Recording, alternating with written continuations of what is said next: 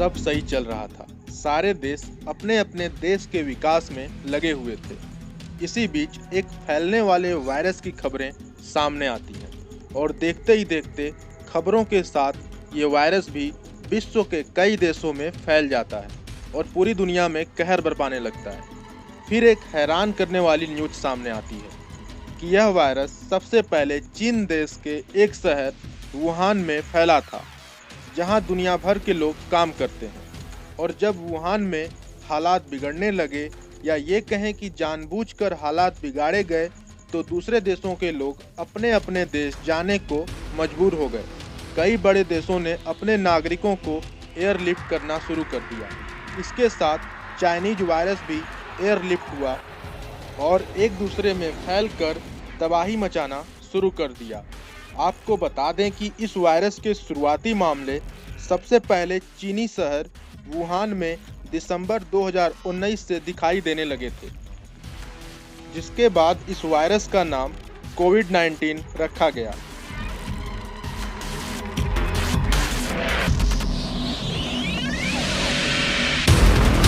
इसी दौरान दुनिया इस फैलते खतरे से अनजान रही, क्योंकि चीन सरकार ने सक्रिय रूप से कोरोना वायरस के बारे में जानकारी को दबाने की भरपूर कोशिश की।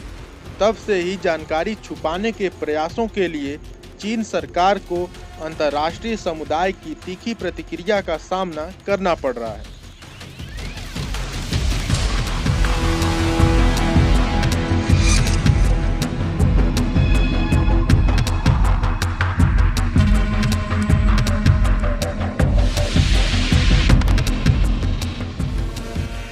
इन सबके बीच जब वैज्ञानिकों और शोधकर्ताओं ने यह तलाशना शुरू किया कि वास्तव में वायरस कहां से आया होगा, और सच्चाई तक पहुंचने के लिए जब चीन के वुहान शहर की ओर देखना शुरू किया, तब इस मामले में संदिग्ध रूप से वुहान इंस्टीट्यूट ऑफ वायरोलॉजी सामने आया, जिसके बाद एक विचार ने जन्म लिया कि हो सकता है कि कोविड-19 स्वाभाविक रूप से उत्पन्न नहीं हुआ था, बल्कि इसे जानबूझकर एक प्रयोगशाला में विकसित किया गया था।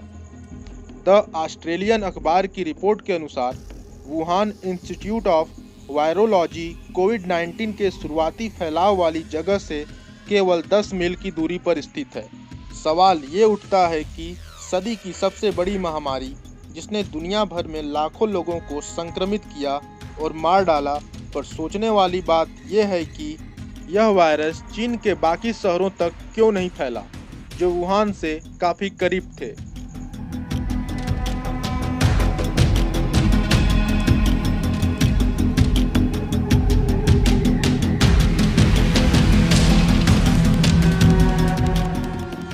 कि जब भी कोई अनसुलझी पहेली सामने आती है, तब साजिशों की बू आने लगती है।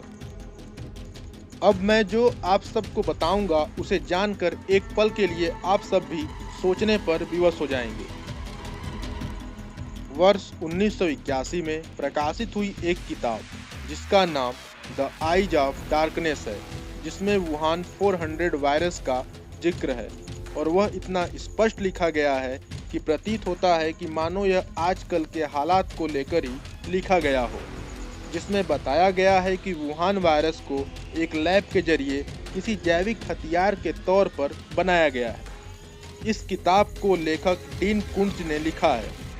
इस किताब में दावा किया गया है कि वुहान के बाहर के लैब में वायरस विकसित किया गया, जिसकी वजह से इसका नाम वुहान 400 रखा गया था। किताब में यह भी बताया गया कि यह वायरस उस लैब में मानव निर्मित सूक्ष्म जीवों का 400वां स्ट्रेन था। उसी किताब में ली चैन नाम के एक व्यक्ति के बारे में जिक्र है, जो चीन के एक महत्वाकांक्षी जैविक हथियार प्रोजेक्ट की जानकारी चुराकर अमेरिका को दे देता है। आपको जानकर और हैरानी होगी कि इस किताब में दूसरे वायरस से वुहान 400 वायरस की तुलना की गई है। जिस वायरस से इसकी तुलना की गई है, उसके सारे लक्षण खतरनाक इबोला वायरस से मेल खाता है। मतलब साफ है, कुछ समय में दुनिया जिन दो बड़े खतरों से रूबरू हुई है, उन दोनों का जिक्र इस किताब में मिलता है।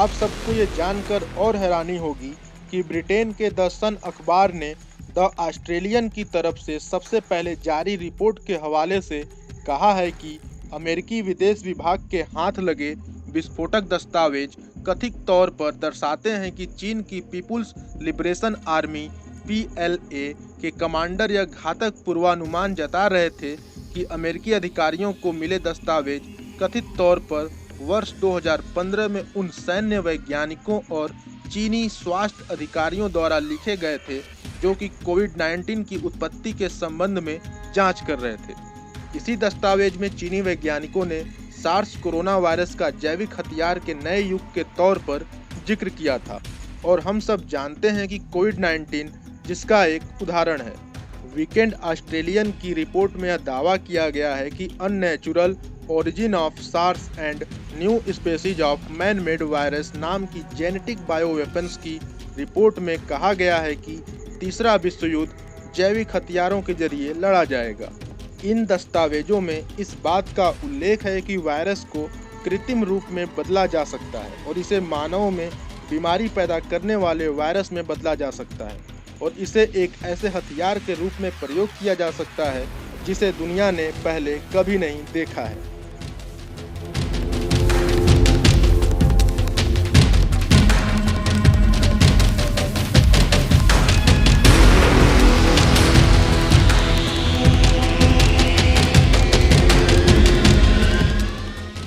आपको बता दें कि कोरोना महामारी के बीच साल 2011 में रिलीज हुई हॉलीवुड फिल्म कॉन्टेजियन अचानक चर्चा में आ गई, क्योंकि इस फिल्म में जो दिखाया गया था वो वास्तव में हैरान और परेशान करने वाला था, जिसमें दिखाया गया कि एक वायरस महामारी का कारण बन जाएगा।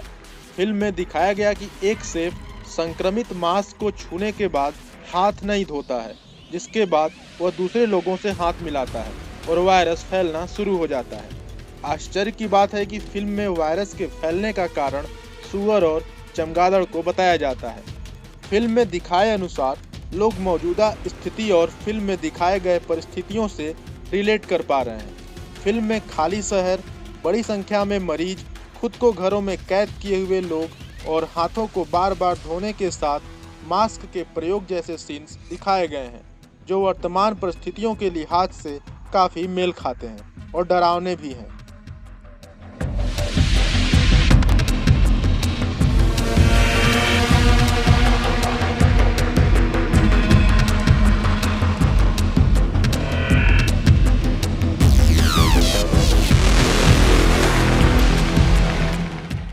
अमेरिकी खुफिया रिपोर्ट के अनुसार चीन ने कोरोना वायरस को अपने दुश्मन देशों की अर्थव्यवस्था और चिकित्सा तंत्र को ध्वस्त करने के लिए प्रयोग किया। चीन अमेरिका के साथ ट्रेड वार और हांगकांग आंदोलन को काबू में करना चाहता था। इसके लिए अमेरिकी राष्ट्रपति डोनाल्ड ट्रंप को रास्ते से हटाना जरूरी था और आप सब ने देखा कि कोरोना ने अमेरिका में बड़ी तबाही मचाई। इसी वजह से ट्रंप राष्ट्रपति चुनाव भी हार गए, जबकि एशिया में भारत नरेंद्र मोदी के नेतृत्व में अंतर्राष्ट्रीय पटल पर तेजी से उभर रहा था और दुनिया भारत की ओर देख रही थी। ऐसे में भारत में कोरोना की दूसरी लहर आई, जिसने पूरे देश में बड़ी तबाही मचाई। ऐसे में चीन के ऊपर शक और गहराता जा रहा है कि कहीं भारत देश पर कोरोना की दूसरी लहर साजिश तो नहीं है। अंततः ब्राजील ने भी चीन पर आरोप लगाकर अमेरिका के पूर्व राष्ट्रपति डोनाल्ड ट्रंप के दावों पर मुहर लगा दी कि यह महामारी प्राकृतिक नहीं बल्कि बायोलॉजिकल वारफेयर है। वहीं कोविड की पहली लहर में ही जापान के नोबेल प्राइज विजेता वायरोलॉजिस्ट ने भी कहा था यह मानव निर्मित वायरस है।